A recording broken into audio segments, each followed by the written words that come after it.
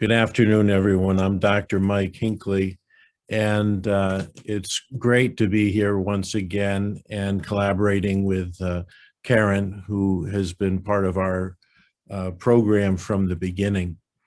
Today's topic is to understand how pride, the lack of self-worth, is so important to a person, and to understand that every human being needs to have passions. And we also want to be sensitive, especially to the news recently and the work of the president addressing some of the issues of the transgender community. The slide, please.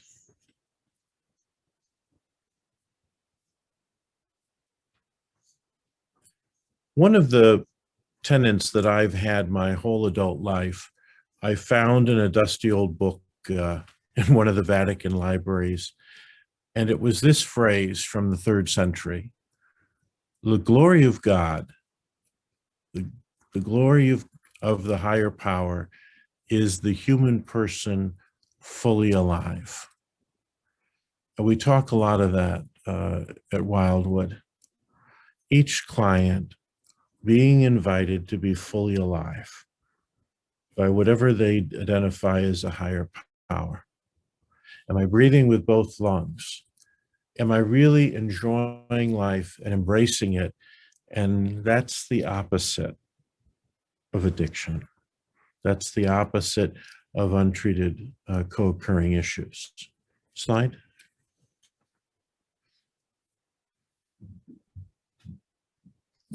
We have a program that we've developed and trademarked that we call Queer Normative, as it pertains to programming the milieu of the farmhouse and the treatment planning for the LGBT community at the farm.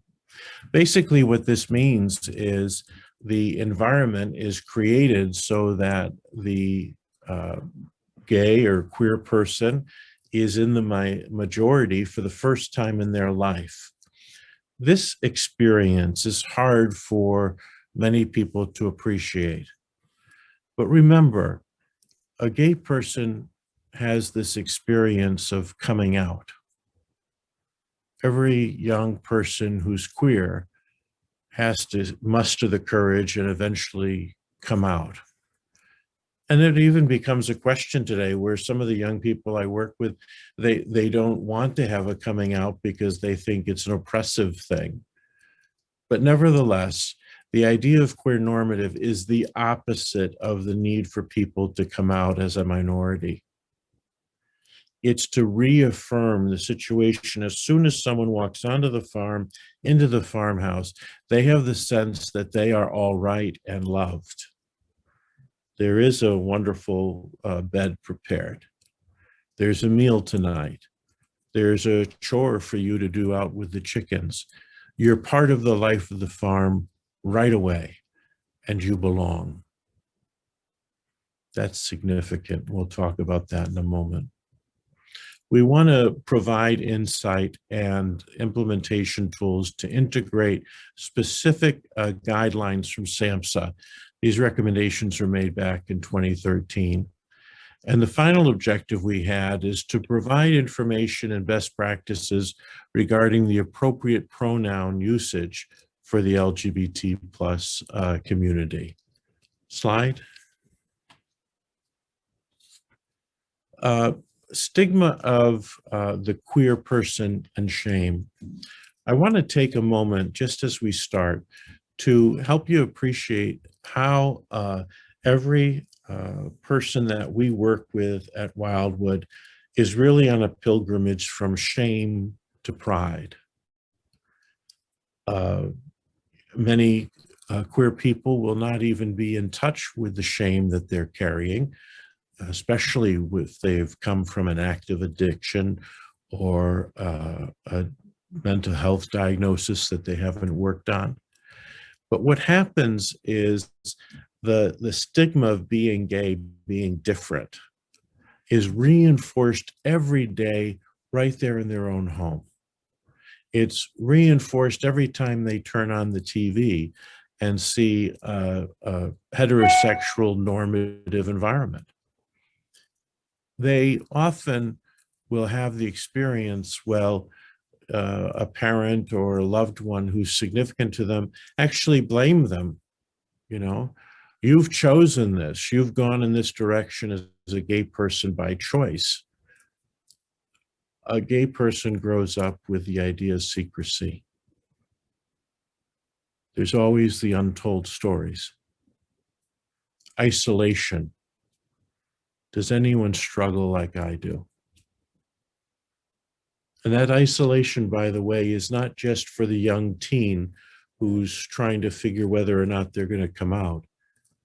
That isolation is very prevalent in older queer people who don't have a partner or a loved one. And they find it very hard to connect to community in many times. Social exclusion. They don't feel like they fit in, right? This often happens in middle school and high school and college. The person just doesn't quite feel like they're connecting with others. Stereotypes, right? We've learned a lot about that in the media, if we're honest, how there's the flamboyant gay person or the joking, butt of the joke gay person. And then finally, discrimination, that the gay people often are treated in a very different way in the general population than others. Well, if we look at all of those, from reinforcement all the way down to discernment, discrimination, we see that all of those are part of addiction. Next slide. Let's talk about pride. We've established the fact that the person has come from a place of shame, growing up, young adulthood, that I'm just not like everyone else. But let's understand now how we can form an environment, for example, Wildwood Farm, where the gay person actually is in the norm, and all of those issues that bothered the person before are removed. Now they have the freedom and the distance within themselves to start saying, well, maybe I don't have to hold on to this shame. Slide. Consider the experience of being the black sheep. Slide. You see, the black sheep is distinct, it stands out. That's what it's like to be the gay person. Always different, even though no one says anything. The person could be happy and content, but there is going to be an isolation because I'm just not like the others. But now let's consider Wildwood. Next slide. Now it's black sheep with black sheep. Now I'm with my own people. Now I'm one of the group. All of those things that held and the strings of shame and self hatred, right? Homophobia, which is a huge issue within the community. All of these things I can let go of because now everyone around me, without even knowing much, everyone around me knows me. Next. Experience the minority. Please. It's like going to Provincetown. This is a little town, if you don't know it, out on the end of Cape Cod with very crisp, clear light. And it was a art community that has become kind of a mecca on the East Coast for the gay community. And as soon as a gay person walks onto that main street, seeing women and men, non-binary, all engaged in holding hands and self-expression, feeling comfortable in the space because the space is theirs and they're accepted as they are. That experience is very unique. That's the same as Wildwood. That's the same as queer normative. Slide.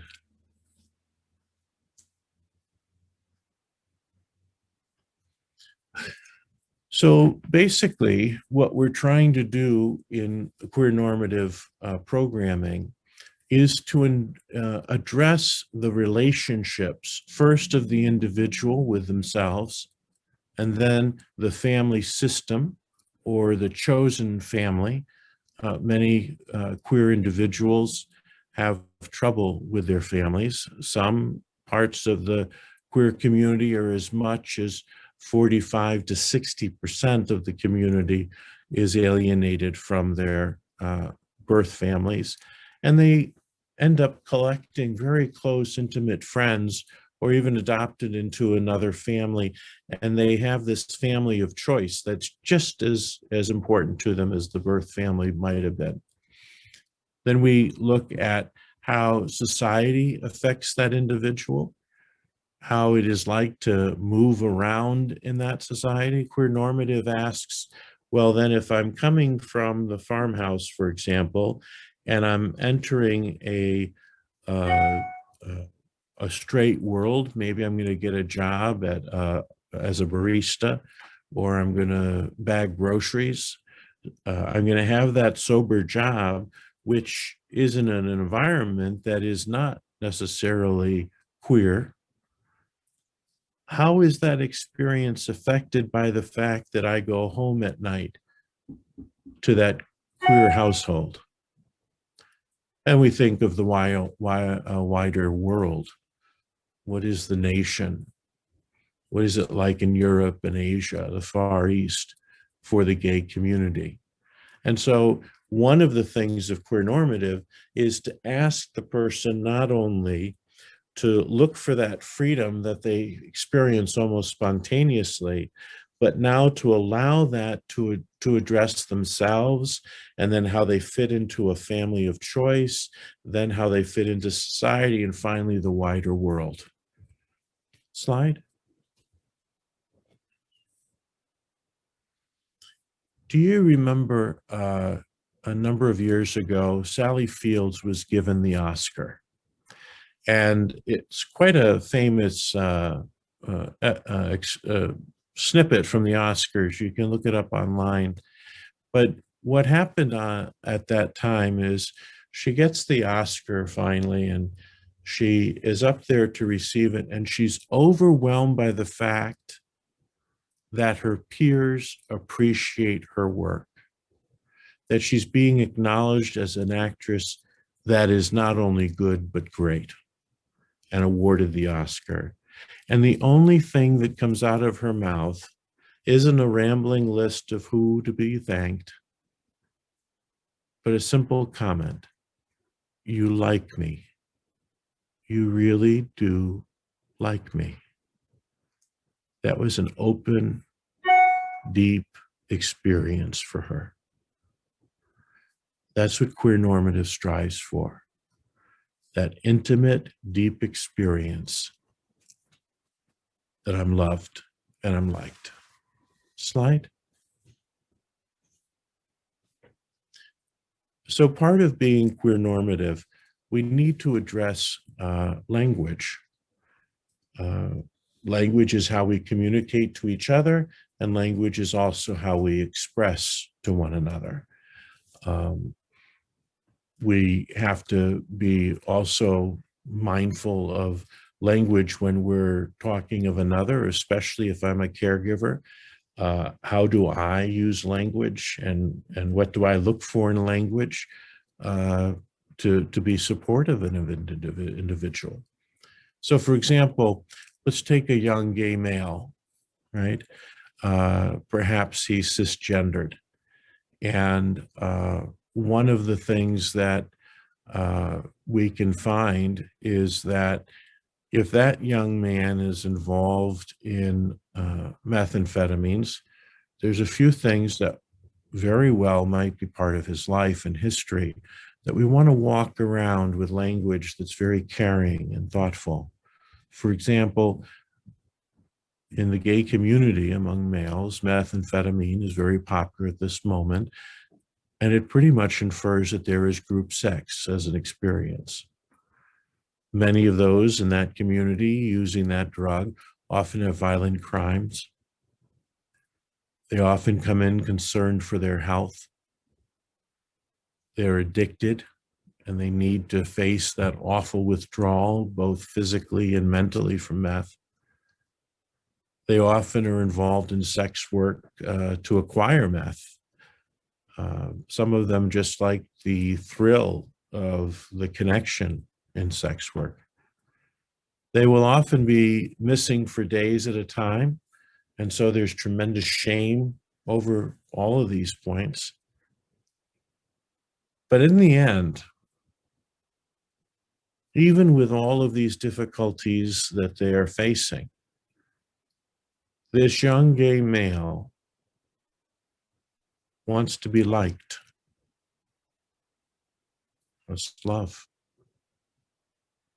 And sometimes they haven't been able to believe that until they slow down and look at those interrelationships between self, family, society, and the world.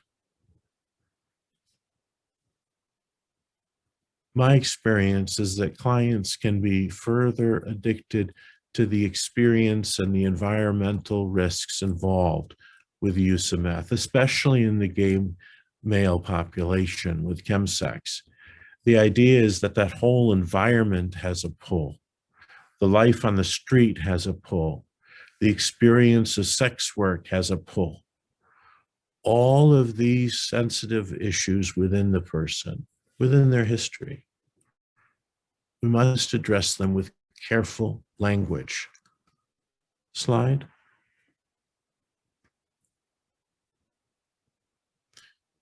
For example, I'll give you an image to just serve as a touchstone. Just for a moment, even if you want to close your eyes, think about a client keeping a secret. Please imagine with me a 20-something client who has had years of an inner life, a life that's been a complete secret. No one on earth knows that secret that Becky carries.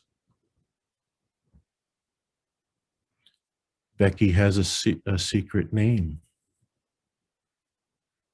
a name that Becky deeply treasures and identifies with. This 20-something woman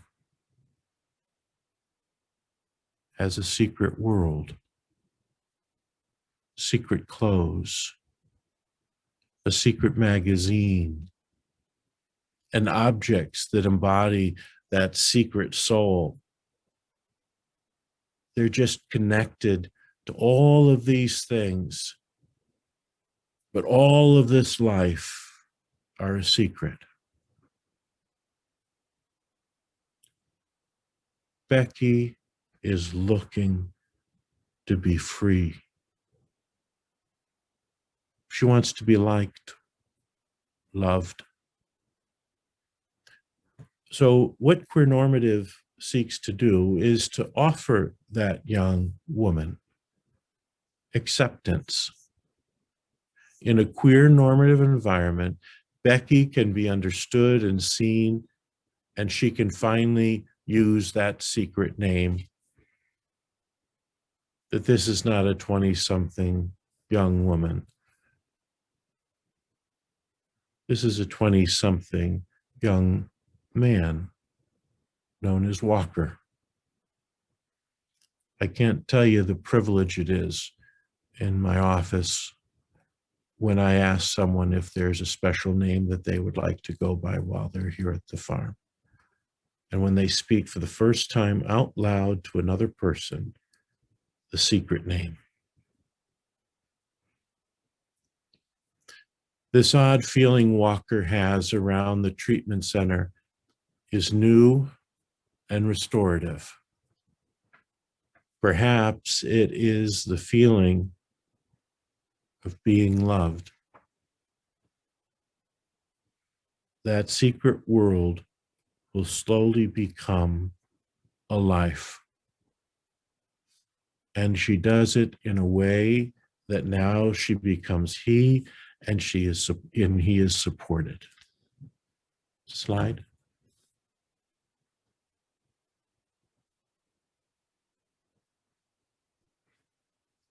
Slide, please. Yeah. The sexual and gender minority. You know, part of talking about queer normative is that being queer, LGBTQ plus, we are a sexual and gender minority. So this is the first time that I'm in the majority. It's a safe place because of this. Here, I'm loved just as I am with no tags. Addresses the reality of who I am, both in that secret world, but also out loud. I can now be proud of who I am. Not an easy journey. And most importantly, the individual has to find, whether it be the farmhouse or somewhere else, that person needs to find safety, that I can be safe being me, even if it's been a secret for so long. Slide.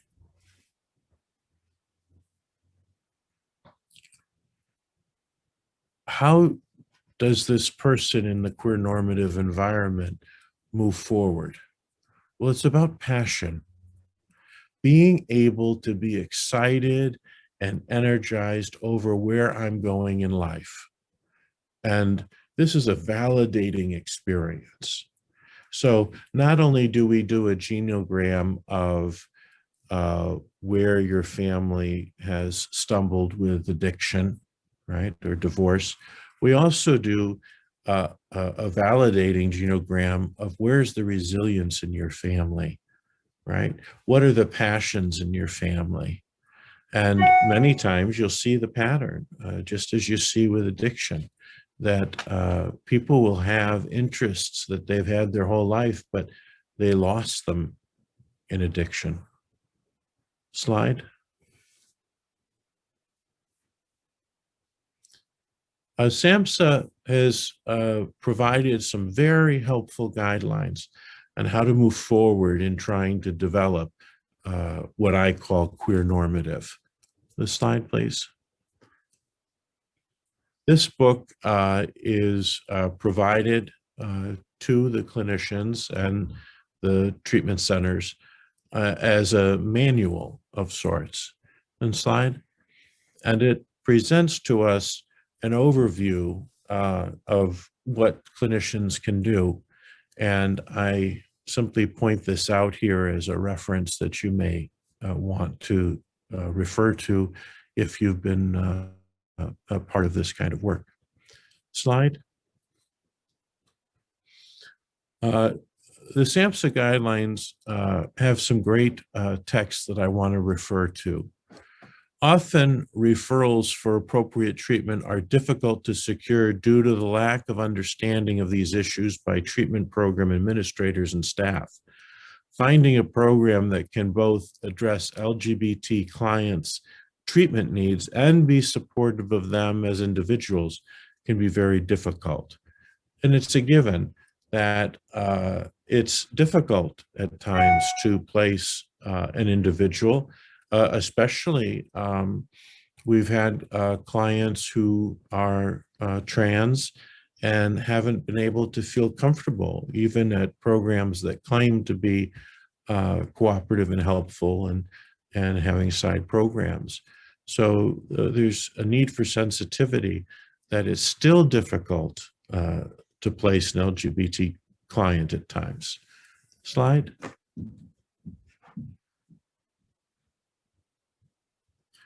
This is an important chart that the SAMHSA people have put together. And from left to right, you'll see the progression of how SAMHSA sees the development and need to progress with LGBT treatment. On the left, you'll see that there is no LGBT sensitivity in a program. There are programs that literally will say, we don't address it, and if you're going to come here, that's going to be a non-issue. No support for them. In the second column there, no realization that there are LGBT clients in the group. There's no reference to sexual orientation or gender identity. And so it becomes a traditional treatment center, but without any sensitivity. And then you progress naive treatment, that they call it tolerant treatment. But then I want to talk about sensitive treatment, which is this second to last column from the right. And here is where you find most treatment centers, that they who claim to be sensitive to LGBT persons, they will offer workshops and specific groups. They'll use the word like track for LGBT issues.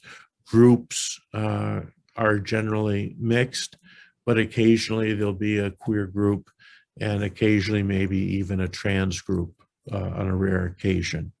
But then the last column, the LGBT affirming, is the highest level for the address of LGBT sensitivity. And here, the whole program is intended to target that population of queer people. And all the workshops, even the staff are often involved in the LGBT community, but all the components are specifically there for LGBT persons.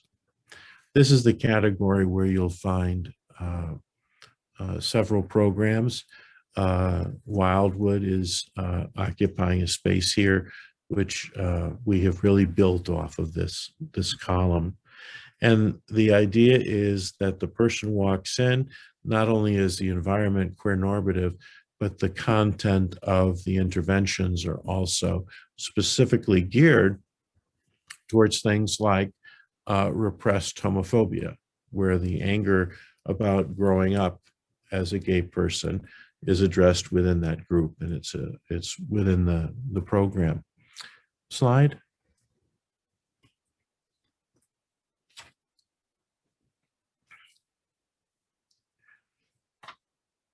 Excuse me. The necessity of accepting the continuum of care and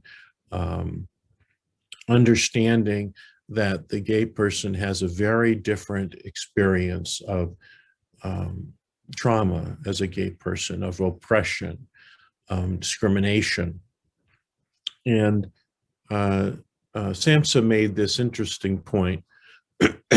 If I quote just the red text there, most members of ethnic minorities can escape the discrimination they experience in the world by returning to a supportive family or neighborhood. This is not always true for the queer person. Excuse me. What they're pointing out here is gender and sexual minority is different than racial minority. And we need to understand these things about these distinct populations that are often underserved, and that there is distinctions between them. And the gay person who has a hard time at school often goes home to a situation which is not queer sensitive, in fact, is heterosexual by nature. This kind of experience where they still don't have the experience of being normative, it continues to allow the stress and the anxiety to build up the interior struggle. Slide.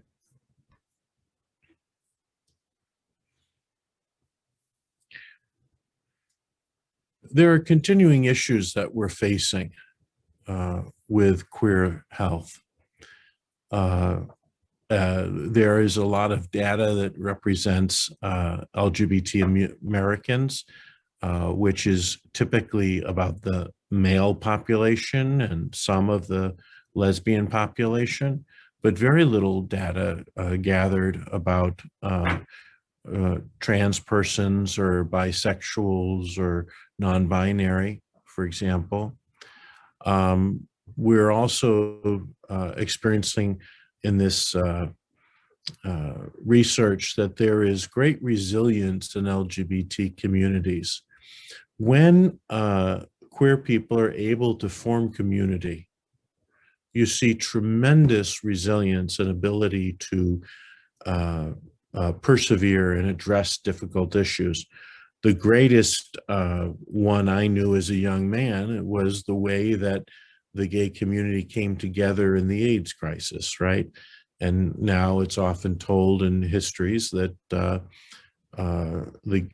population of men that was affected by AIDS was tremendous. And yet the number of lesbians that came to assist those men were numerous. And it's a tremendous statement. Resilience within the community. It's there. It does exist. Issues of parenting.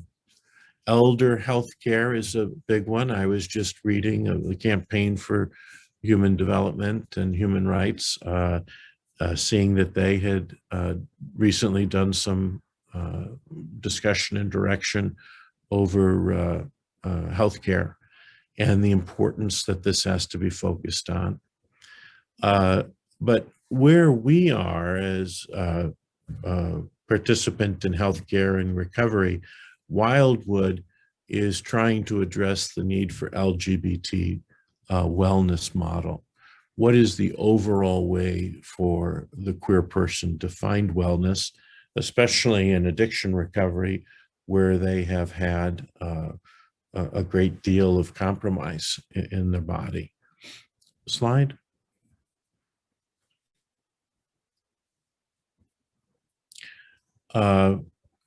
Part of the LGBT experience is how we understand authority or understand the way that authority is used. Part of, and these are kind of for the clinician who is in experience of authority. And the idea is not to presume that everyone is heterosexual. Believe that homophobia in the client and society is the problem rather than sexual. Homophobia is a greatly underappreciated issue in the gay community. Accept identifying as gay, lesbian, bisexual person as they present themselves. Work with clients where they are, both in their sexuality and their gender identity, and not begin from the presumptions that you see the person and right away you think that they are straight or that they are male or female. Many times you'll be invited into understanding someone in a deeper way when you allow them to express, for example, their pronouns. And deal with your own homophobia, what your experience and fear of it is. Slide. And let's skip to the next slide. We're going to just talk about pronouns for a minute and understand what the trans or non-binary person is experiencing. Go from their experience versus trying to look at someone and try to understand, are they male or female? Is this person gay by the way they're dressed? Take the person and seek to understand that individual.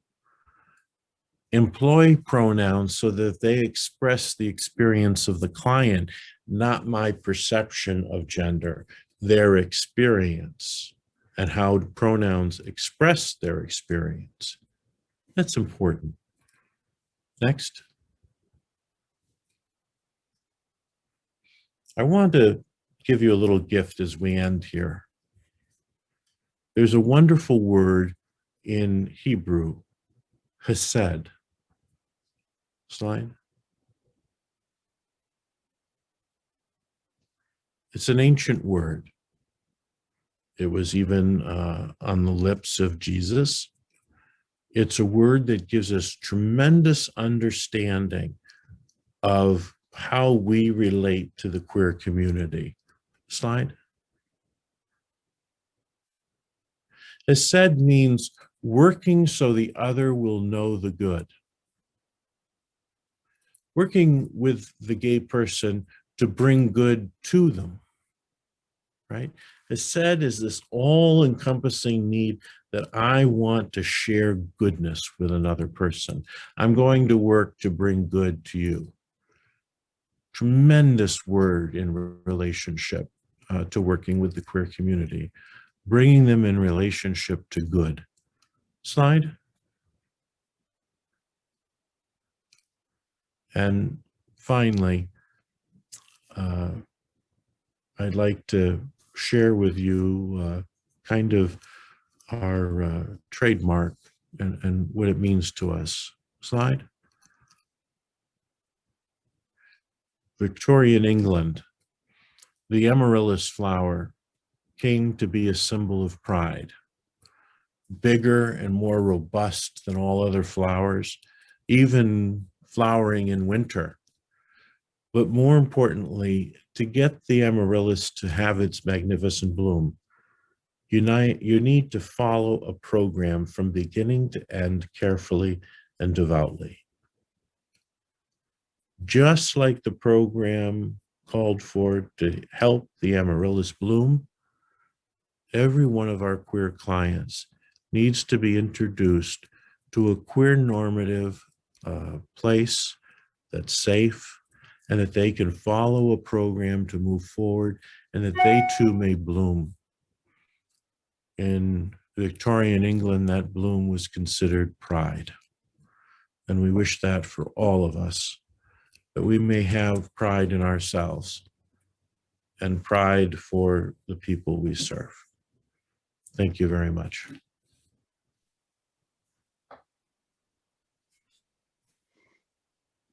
Thank you so much, Dr. Mike.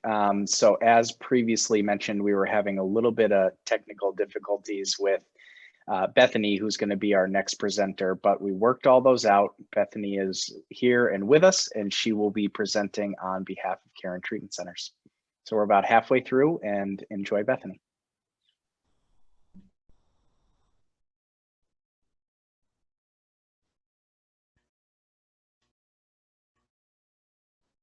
All right, thanks, Marty. Caitlin, can you please pull up my PowerPoint when you get a chance? Perfect, thank you so much. So once again, everyone, I apologize for the technical difficulties, but I am here now. Dr. Mike, thank you for going first. I am going to kind of expand on some more definitions and talk about inpatient treatment as it relates to sexual minorities and the LGBTQ community. Next slide, please. So just a few more objectives for today, just talking about the LGBTQ statistics and how they relate to substance use disorders. We're going to define several terms like gender identity, gender expression, sex assigned at birth, and sexual orientation. We'll discuss access to care and barriers to care for those that identify as LGBTQ. Discuss best practices for clinical assessment and inpatient treatment, and also understand legal concerns regarding sexuality and treatment. Slide, please. Thank you. So just a few statistics, depending on what website you go to, you'll get some different statistics, but this is data from the 2015 SAMHSA National Survey on Drug Use and Health. So you can see that those who identify as a sexual minority had a higher percentage of usage than those who identified as a sexual majority, which is why this whole conversation is really important. slide. So I'm going to go through this guy. He's my friend here, the gender unicorn. Some of you may have heard of the genderbread person, which we no longer use because we find that the gender unicorn is a little bit more inclusive. So I'm going to go through several terms using this to kind of help break it down.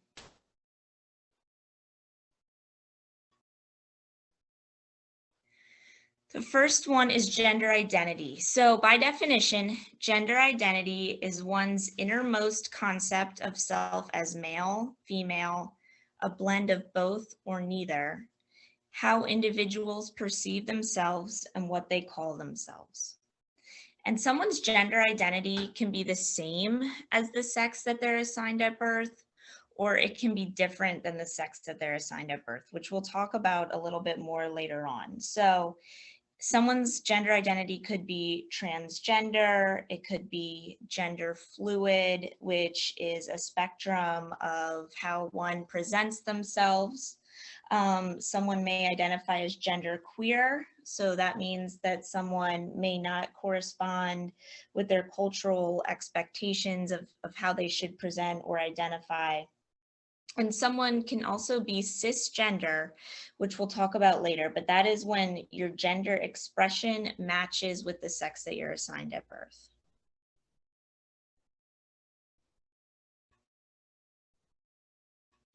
So gender expression is the external appearance of one's gender identity. It's usually expressed through behavior, clothing, a haircut, or voice.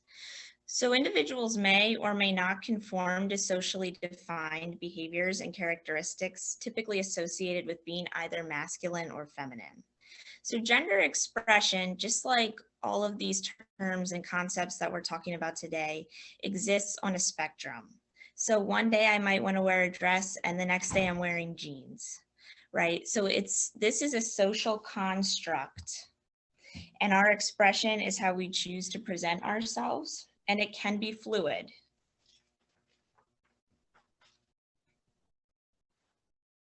So our sex assigned at birth, the sex being either male or female is given to a child at birth, and it's most often based on the child's external anatomy.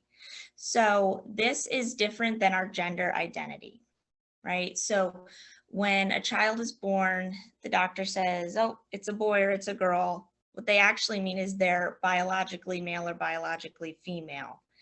Gender identity is how we feel that we identify. So like I said earlier, cisgender is someone whose gender identity aligns with those typically assigned to the sex at birth.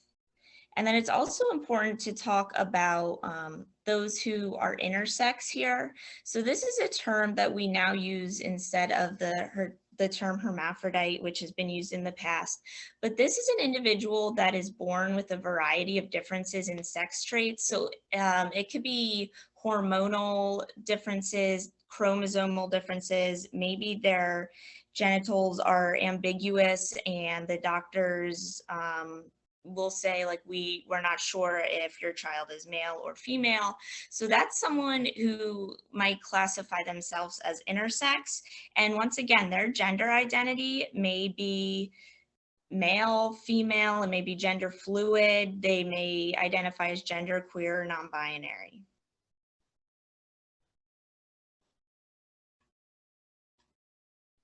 And then sexual orientation. So this is an inherent or immutable, enduring emotional, romantic, or sexual attraction to other people. So, you know, some terms that you may all be familiar with are bisexual, pansexual, gay, lesbian.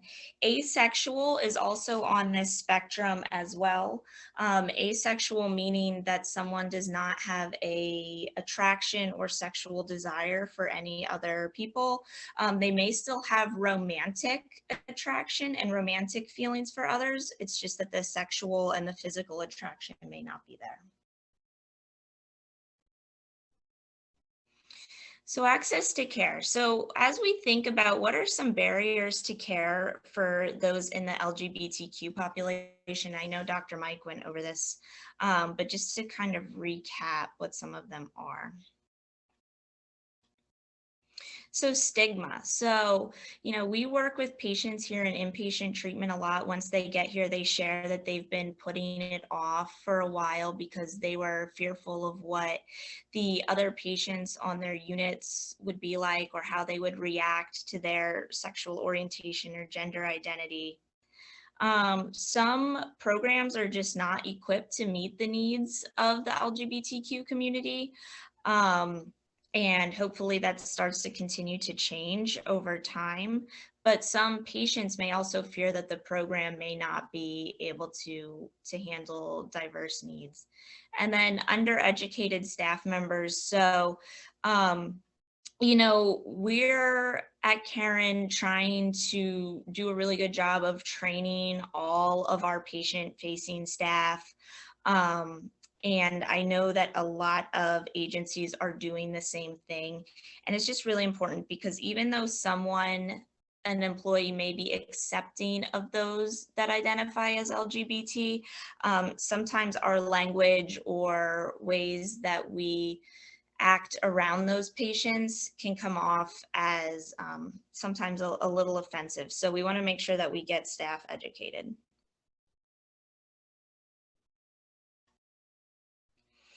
So just a few treatment modalities, things that SAMHSA has recommended for inpatient treatment. So groups should be as inclusive as possible. Therapists at the beginning of each group or meeting should review the group rules or norms, which should include a statement that peers in the group will not discriminate based on gender identity or sexual orientation or just sex and gender in general. It's also really important to review confidentiality at the beginning of each group session, that what is said in the group stays in the group. And it should be the clients that make the decision to inform their peers about their sexuality or gender identity. We want to make sure that we're preserving the confidentiality of each patient. So if I know that a patient may identify as bisexual, it's not my place to tell the rest of their peers during that group therapy session. We want to provide individual services as often as possible. Every human being is different. Everyone's needs are different. We want to make sure that we're providing all-encompassing services. Providing support and education to family members and partners. So, a lot of the time patients may have experienced stigma or oppression in their neighborhoods or schools or from family. And we want to make sure that we are also helping the family understand what this patient is going through and help provide them with education or resources if possible. And then comprehensive health screenings and treatment. So this is another one where we want to make sure that staff, especially medical staff, are aware of any complex medical needs from the LGBTQ population and that they're speaking to those patients with respect about what those needs may be. So assessment. So this is something that I think is really important when we first get a patient in inpatient treatment. So when I sit down with a patient, the first thing I usually do is shake their hand and ask them what their name is, tell them my name. And then the very next thing should be, what are your preferred pronouns? How do you identify your sexual orientation is a question that should come up during the course of the conversation. Maybe after you build a little bit of rapport with them. Specifically asking how they identify their gender identity, I believe is really, really important because we as society, have our own conceptions and social constructs based on someone's appearance. And sometimes their gender identity does not match what we feel that appearance is. So we want to make sure that we are using the proper pronouns and the proper identities. That way we're not misgendering someone.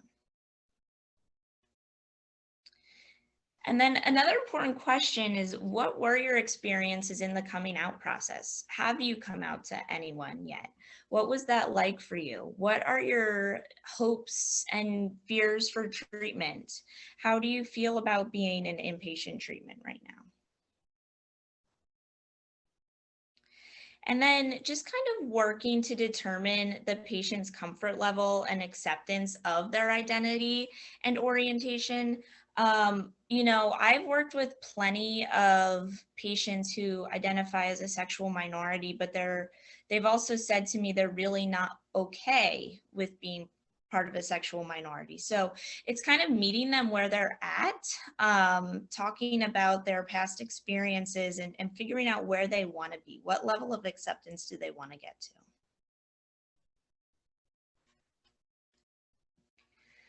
So some legal concerns that I think are particularly important in the treatment realm. So LGBTQ individuals are not always protected from various discriminations in various areas of the country. So not every state has protections on not being fired if you identify as LGBTQ. Some places can deny you housing or deny Social Security services. Sometimes child custody disputes come up. So even in states that prohibit discrimination on the basis of sexual orientation, LGBTQ individuals are sometimes still denied protection. So it was just June 2020, this past June, where the Supreme Court ruled that employers can no longer discriminate on the basis of sexual orientation or gender identity. And I believe that President Biden did issue an executive order saying that that needed to apply to housing and some other protections as well. Right now, there's currently the Equality Act, which was just passed from the House of Representatives, but I think still needs to go through the Senate to help, you know, encompass that all states cannot discriminate based on gender identity and sexual orientation in various realms.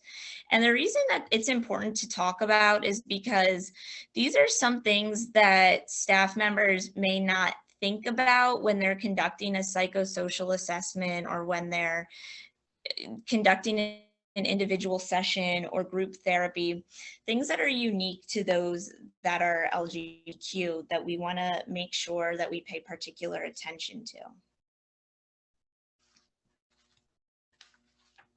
So just some legal recommendations. So I think it's important that we educate staff members, especially therapists, on some of our current laws and policies affecting LGBTQ individuals, just so that clients can make the best decisions as far as sharing their orientation and identity with others. So what I mean by that is if there is a state where you can be denied housing due to your sexual identity, maybe making sure that before that patient moves to that state, that they're aware of what those restrictions may be, just so that they can make the best educated decision on where they want to move to. We need to ensure that staff members respect LGBTQ clients. They need to be using affirming language. We want to ensure that clients respect other LGBTQ clients. So if there's any disrespect going on or homophobia, making sure that that is addressed and that everyone feels respected.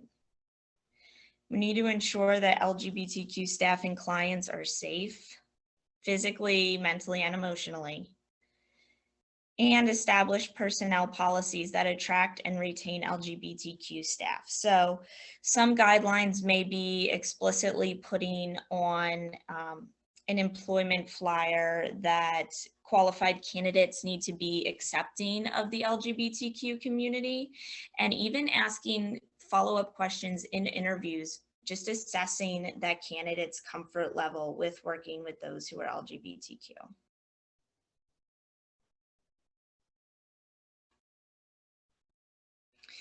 And just some other legal protections. So I know that we all know what HIPAA is, but sometimes it's important and helpful to have a written policy that ensures sexual orientation and gender identity is extra confidential, and that disclosure of this information is prohibited without the individual's specific consent. So what I mean by that is, even though I may have a release of information to speak to somebody's mother, before I go ahead and share that their child identifies as gay, I want to have a conversation with that patient prior to releasing that information. Educating staff members and clients about regulations affecting LGBTQ individuals in their jurisdiction. So that's kind of like what I was saying, just making sure that clients make informed decisions. And encouraging clients to conduct a legal inventory of their employment, marital, and parental statuses, and assess steps that they need to take to protect themselves and their rights. So at Caron, we do have some LGBTQ affirming services. Prior to COVID, we were taking patients off campus once a week to an outside G&L meeting in the local community, which they all really loved. Our LGBTQ patients loved spending more time with each other, building that community, and meeting others in a recovery setting in the local area. We would also have quarterly retreats. So these would be weekend retreats for anyone in recovery that identifies as LGBTQ+, and they would be conducted by various counselors and staff members, where we would just talk about like overall mental wellness. And it was just really a time to bond and connect and feel that sense of community. And then right now we do have our Pride group. So this is a group that meets at least once a week for any patient that is interested. All they have to do is let their counselor know. And then there are several of us on staff that also meet with patients on an individual basis as requested for consults. I know I've followed up with patients a couple times a week while they were here as well, in addition to the Pride group setting. So if they're not comfortable in a group yet, or they just want some extra advice and consultation, we're also available for that as well. So, all right, well, thank you all. And I really enjoyed this. I think it's really important. Dr. Mike, thank you so much for sharing today as well. I love everything you're doing up there at Wildwood. Oh, thanks so much, Bethany. Well, thank you, Bethany, and thank you, Dr. Mike, for the fantastic presentation. So we're going to move over into some Q&A. We've actually had a lot roll in between the Q&A function and the chat. So I'll kind of ask those as we go and turn them over to Dr. Mike and Bethany, and we'll try and get all your questions answered. If for some reason we do miss one, we'll follow up individually after the webinar. So the first one we have here is actually specific to Wildwood, Dr. Mike. Number one, where is Wildwood Farm located? And kind of a two-part, do you take referrals from out of state? Yes, we take referrals from all over the country, and we've actually had some from Canada at times. We're located in Madison, Connecticut. You can find us on the internet, which is www.recovery@wildwoodfarm.com. And you can get quite a few of your answers there. And I can speak for Dr. Mike and Tom. I've been to the farm many, many times, and it's a special place. Very wonderful. Let me see here. So this was a specific question about a current client that's working with someone who's here on the webinar. I'm currently working with a minority client who is struggling with telling their significant other that they are bisexual. How can I provide what that client needs?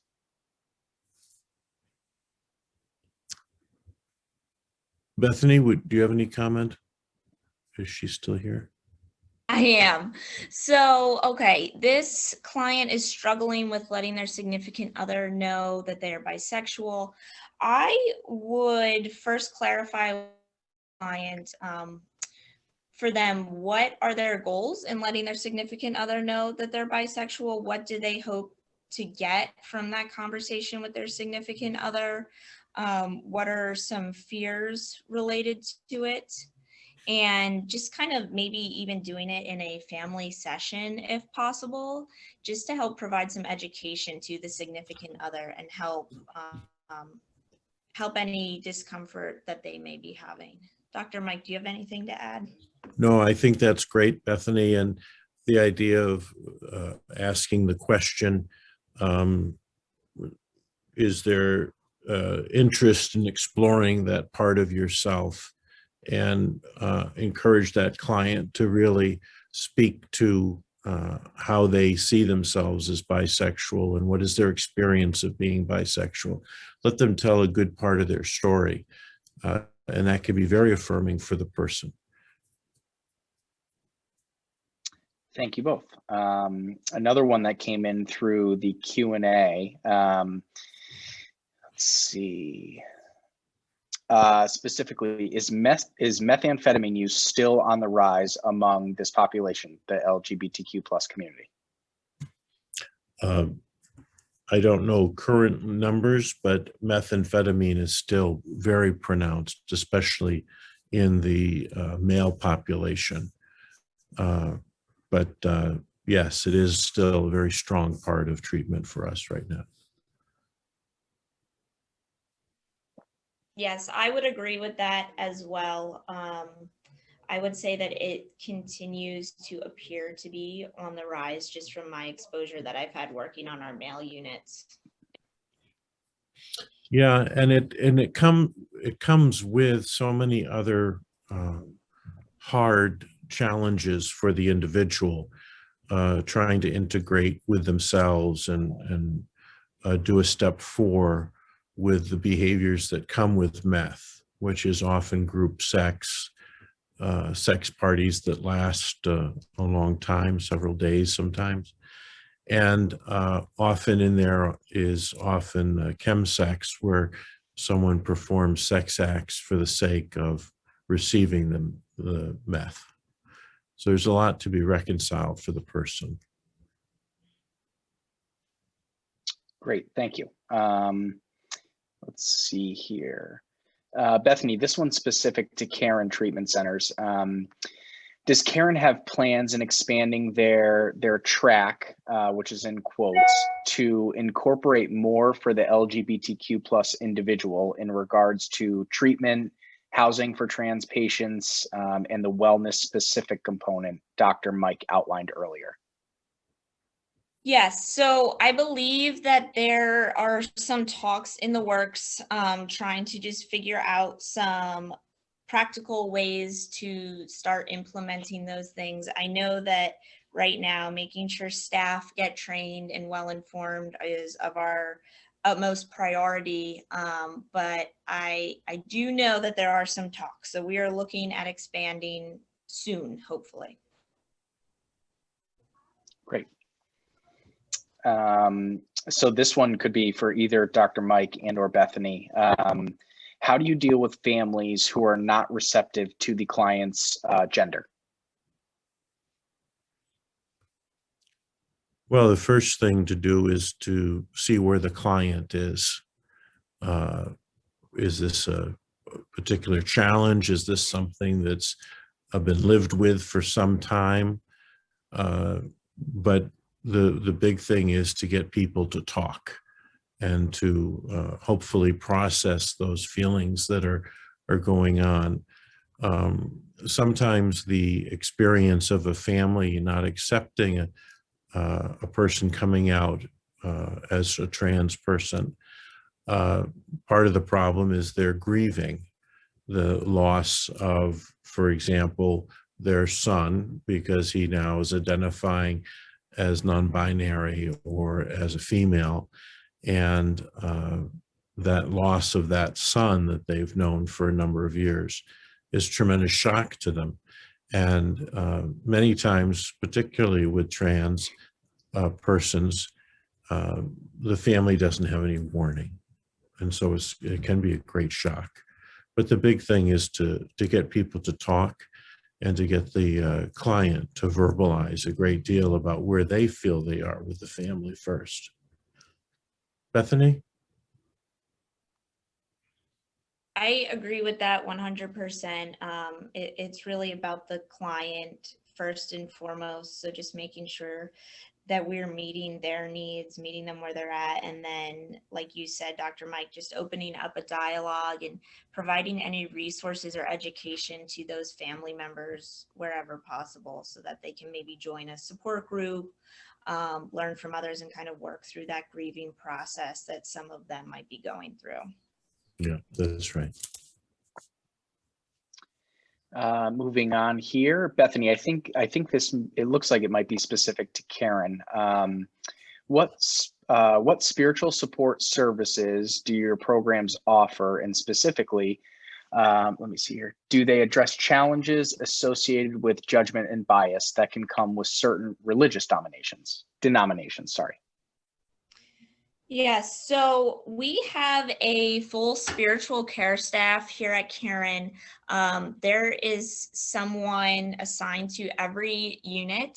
So all that needs to be done is a counselor will submit a request for a spiritual consult, and then one of our spiritual staff members who are, have various trainings, whether it be in Buddhism, Christianity, Judaism, they will meet with that patient and they do a really good job at addressing any biases that may come with particular religions or negative experiences that someone may have encountered in the past from a particular religious denomination or experience. So they work really, really well with patients, and usually a lot of the LGBTQ patients that meet with them have a very positive experience.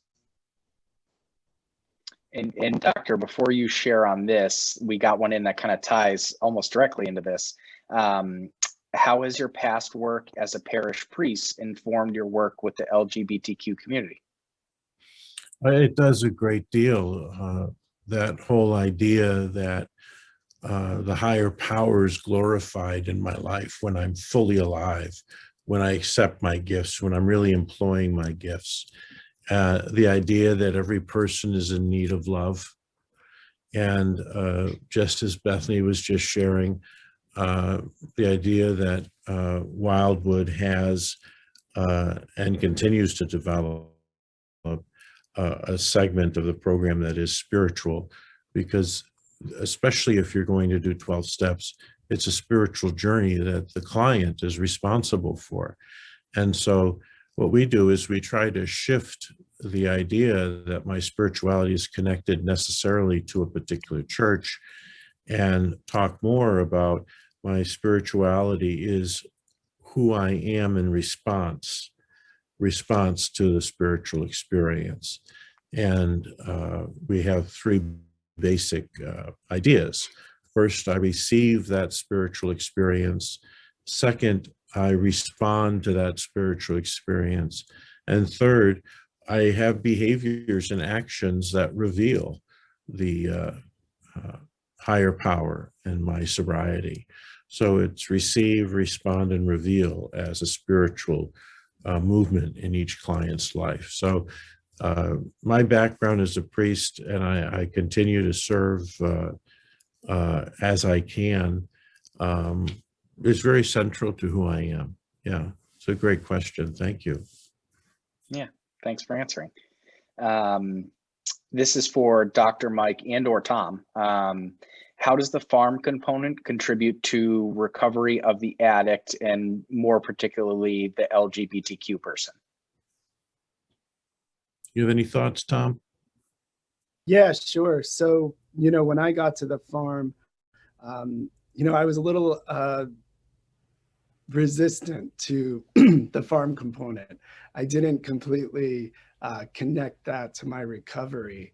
But over time, while I was at the farm, caring for the animals, really building a connection, it allowed me to get outside myself. It helped me build love for the animal. And I was really able to turn that inward on myself.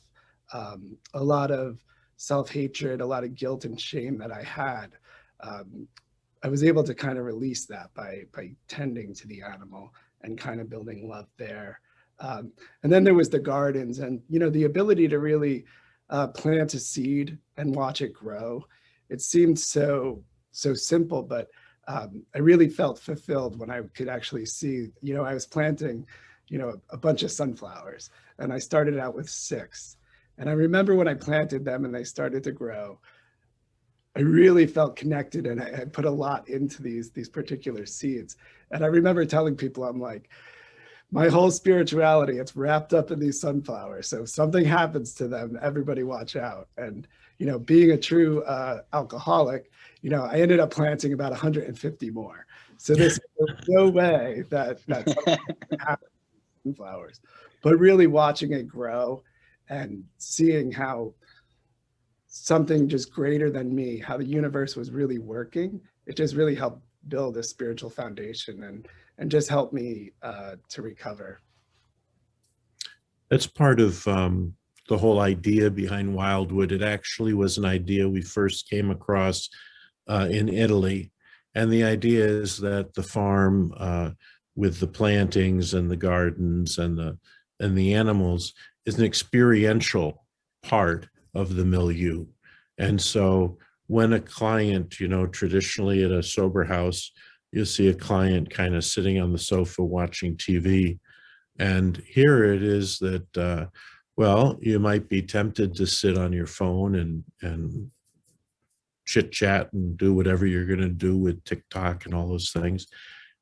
Or how about checking on the animals and going out with the goats and helping the pigs along. We're about to get our piglets in a month, so everybody's kind of excited for that. And the baby chickens will be coming soon, and the back room will be filled with heat lamps and stuff to help them grow. So the clients get a connection to nature, and I often will introduce nature as a means to discovering your higher power.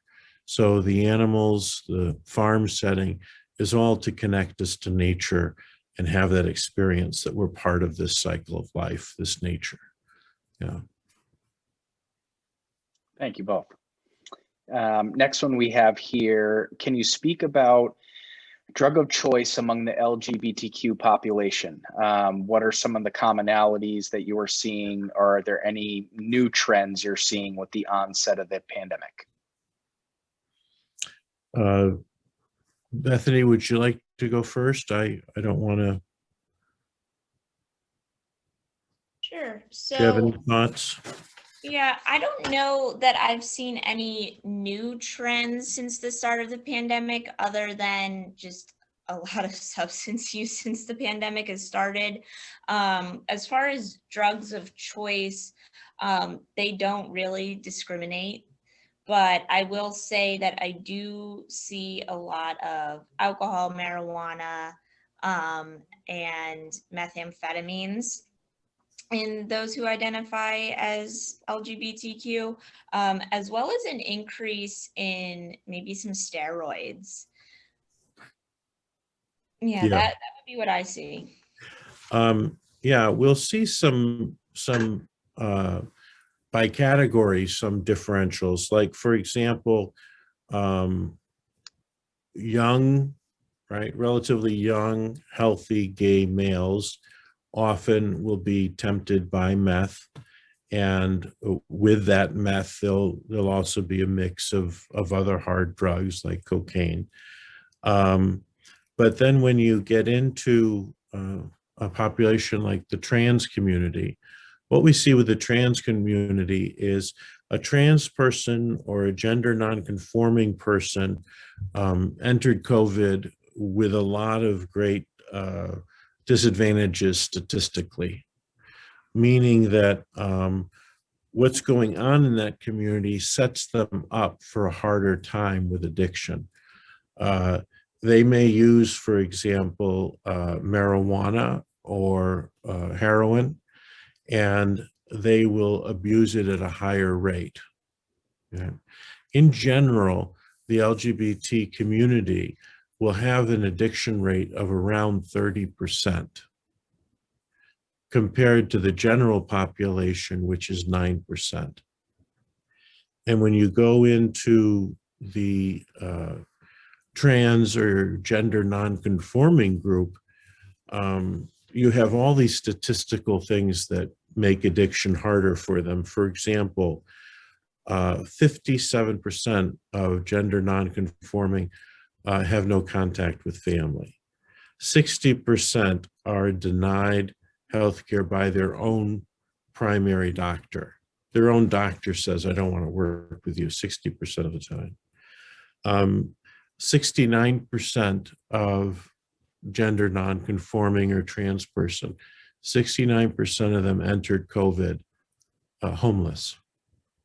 These are tremendous disadvantages. So even if it's just marijuana that the person's using, they're using it chronically and in a manner that can really affect them health-wise, especially mental health.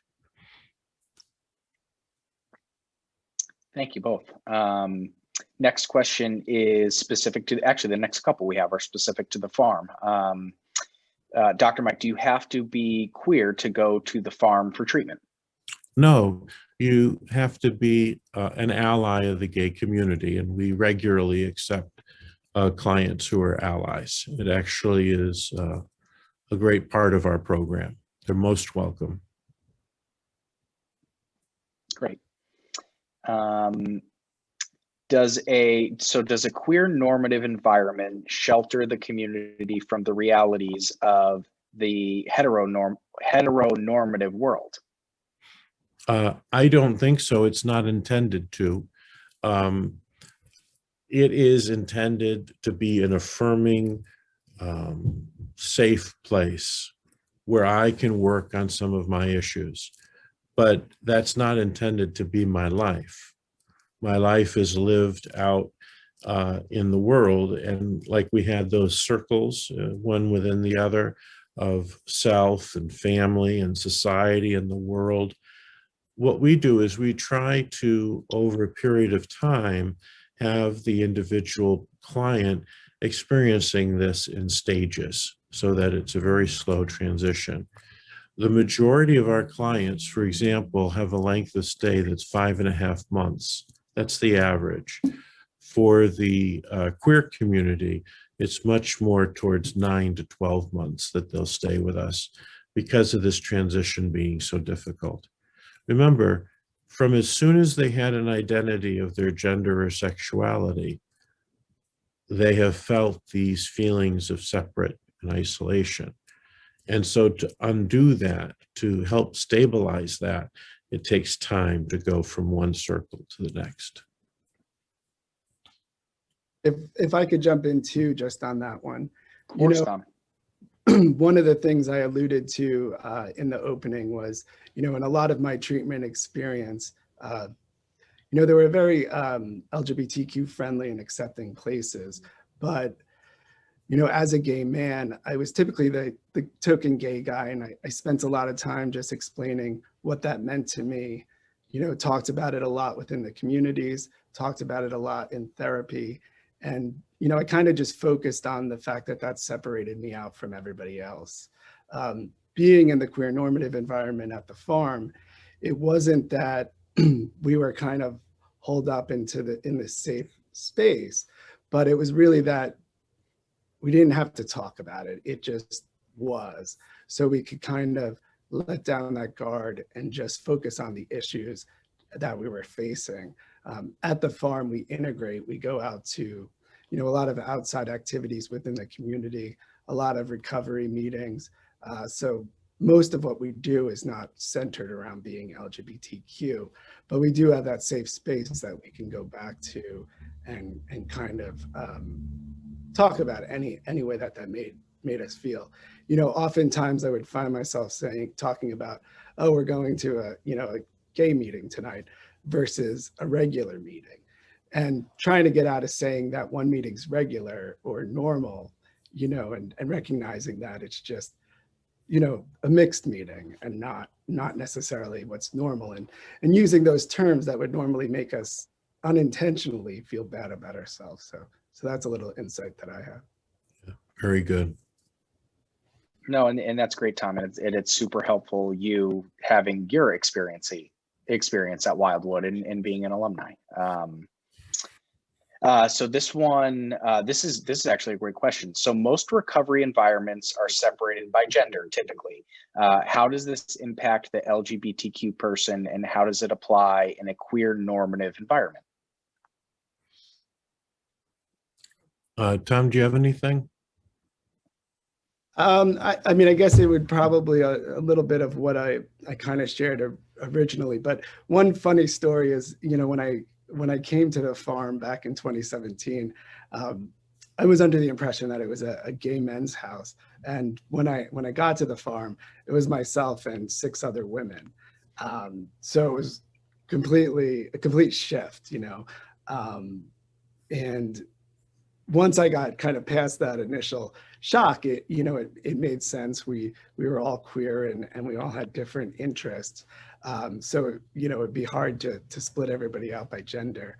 And I think in the typical treatment environment, there's a lot of talk about fraternization and things like that, because they're trying to keep the 2 genders separate.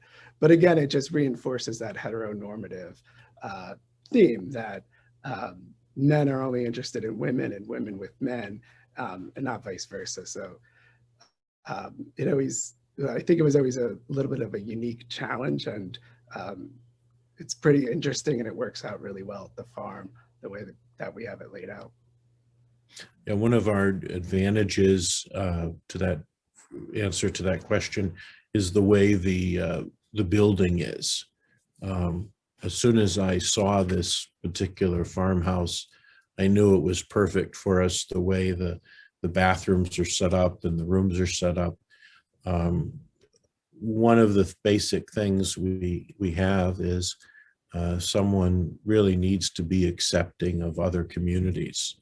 So if someone comes in and has a problem with people who are bisexual or non-binary or trans, that's a person that really doesn't belong here.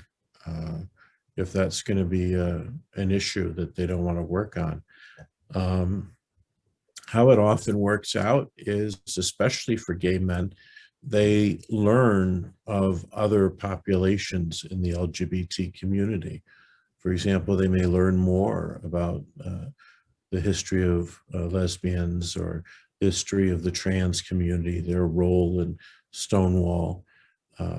So we do quite a bit with looking at the different histories of the different parts of the LGBT community, and try to celebrate all of it as a great gift. That person's gender expression and sexuality is actually a gift, and it's not a negative. You're in the queer normative model, there is nothing negative about your gender or sexual interest. We had one great young woman who came to us as a trans woman, and she would be very emphatic that she wanted to be known as a woman, not a trans woman. She wanted to be known as who she felt she truly is, her authenticity. And when she graduated, she said to me a very beautiful thing, that she was grateful to Wildwood because she was able to be a drug addict seeking help for the first time in her life. as opposed to a trans woman who was seen as someone who was odd or didn't fit in. And that young woman actually couldn't find a treatment center that would allow her back then to actually be in a bed that was in the female floor. They always wanted to put her in the floor or the rooms with the men because her marker at birth was male. Yeah. So that very simplicity of you are who you are. You're an addict looking for help as opposed to a trans addict. Yeah. I think also there was a lot of education for myself as a resident. So as a gay man, I associated with a lot of other gay men, but I didn't really interact with a lot of other members of the queer community.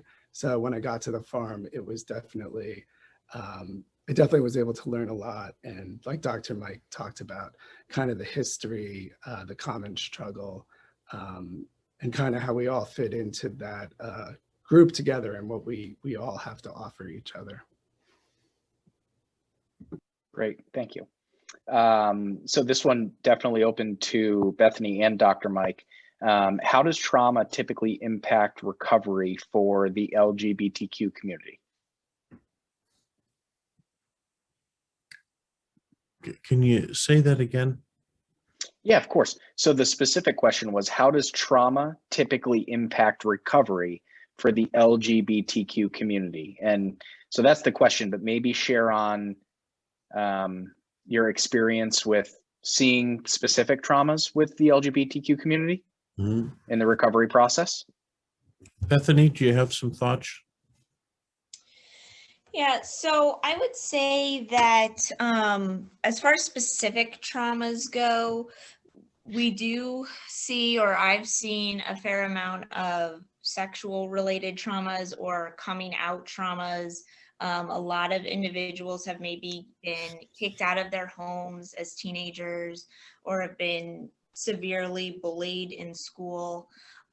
So I think that those traumas need to be treated just as other traumas that individuals may experience in treatment. So, you know, there's a variety of techniques to treat trauma, such as CPT or EMDR, trauma-specific programming. Dr. Mike, did you have anything on that? Yeah, we do quite a bit with trauma, actually, Bethany. And you know, the approach to trauma in the queer community can also be understood as the whole experience of one's sexuality and gender identity being experienced as a minority versus being accepted as who you are, always being put aside, always being separated, always having that isolation. That experience in itself is a trauma. And there's been some great workshops at some of the national conferences where some very bright people have expounded on that idea that trauma is also the experience of just growing up gay for many individuals. And I think there is also a great number, a disproportionate number of gay men who have had sexual trauma. The general population of trauma for men is 1 in 6. So 1 out of every 6 men had a sexual trauma in their growing up. But if you go into the gay community of that same gender, men, typically cisgendered men, the number is 1 in 3 have had a sexual trauma. So it's a very pronounced part of our community. And in our treatment, it is something for a group like I had group this morning, and for people to gather and simply say, you know, when I was raped or when I was sexually abused or when this violation happened to me sexually, they can say it matter-of-factly because of that safe environment of the queer normative. So it not only affects sex and gender, it also affects traumas and history. It's a great part to the program. Dr. Mike, this one is specific to the farm. Does Wildwood take insurance? If not, what is the cost for your program? So Wildwood has a clinical component which does take insurance. In fact, we're even able to work with state insurance. We put a lot of people on Husky, the Connecticut Medicaid, and we work a great deal with insurance for the psychotherapy. For the residents, activities, 24-hour staffing, for all that's included at the farm, that has several price levels, and our basic number often is around 15,000, but we do have scholarshiping, and we work with families as well. Great, thank you. Are there any trends that you've seen in the rates of success with long-term recovery for the LGBTQ community versus the broader population? So as compared to anyone that might not be engaged in the LGBTQ community? Well, the industry average, I think, is just above 30, is it not? 33%, we always say, of people who come into programs and stay sober. So that number is pretty strong, 30, 33. We are hoping to undergo in the next year or so a formal study with professional people doing the research, but our general fact keeping puts our number around 80%. So our success is much higher than the general population. We're small, people stay a long time, which is key, and they're in an environment that they've never known before, affirming them in gender and sexuality. So our numbers are much higher. It's a good question. So great. Bethany, this one is specific to Karen. How do we address addiction interaction disorders and co-occurring addictions, i.e. sex, shopping, eating disorders, etc.? So every patient during their psychosocial assessment will be asked a variety of questions that address addiction interaction disorders or process addictions. If applicable, then they will meet with someone either individually to address some of those process addictions, or they will be in the addiction interaction disorder groups, which meet weekly. So there is a lot of work being done to address those addictions that aren't chemical here as well. And also making sure that those who are in those groups are also getting the other attention that they may need if they do identify as part of the LGBTQ community through things like pride groups. Great, thank you.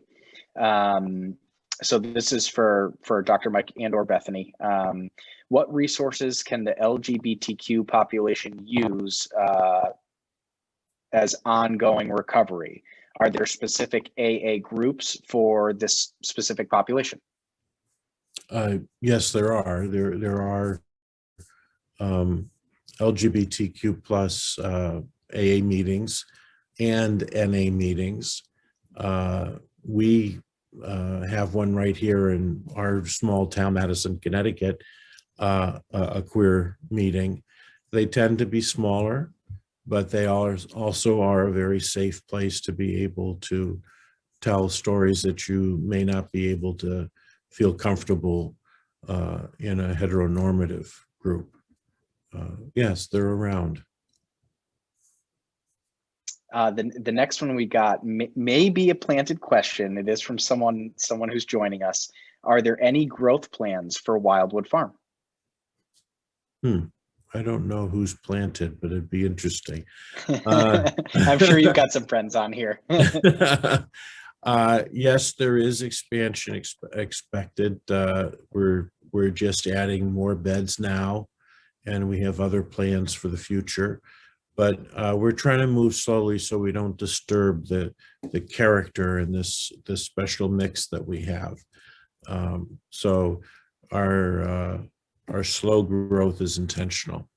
We have the farm, which has 8 beds, and now we're adding a cottage, which is just across the street from the farm, and that'll add another 5 beds. Yeah. Great, congrats. Thank you. I'm excited. Bethany, just expanding on that, do you have any insight as to what might be coming in regards to Karen specifically? So I know a little bit. I think that what we are looking at doing right now is seeing what could possibly get started at the Florida location as far as an LGBTQ track, seeing how that goes there, and then taking what we learned from that and bringing it to Pennsylvania. I know that we want to do it right.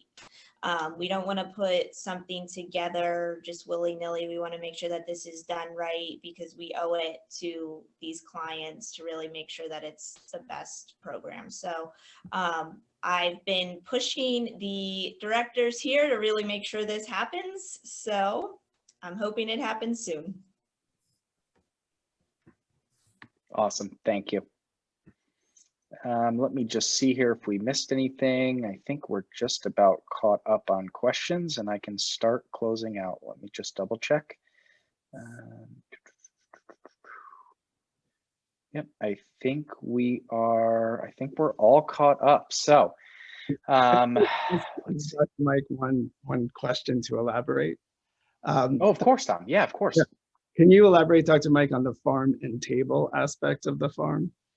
Oh, yeah. Part of the whole idea of the experience on the farm is that it's not a farm to table, but the idea that the farm is to be an experience, like we said before, of nature creation, that the clients get out and connect with nature and the world, but also that they come together as almost like a family would, of care, people who care for one another at the table, and that they often use produce or products from the farm, and that they really take the time to have the traditions that you would have at a family that many people don't have anymore, like planning a meal together and cooking.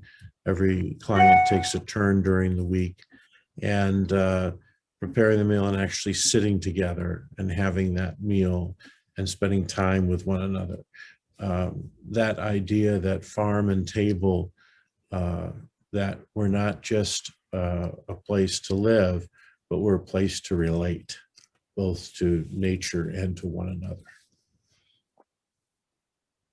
It's so great. And I have had the eggs multiple occasions and they're the freshest I've ever had. Freshest I've ever had. Those eggs are great. Higher protein, lower cholesterol. Well, and they didn't have to go to the grocery store. So it's all good. It's a win-win-win. So we are coming up to the end here. So first and foremost, thank you to Bethany and Dr. Hinkley for the insight and the presentation today. And of course, to all of our attendees for joining us. This presentation is eligible for 2 social work credits. Please keep your Zoom session open to access the evaluation. And once completed, please allow about 2 weeks and you'll receive your certificate via email.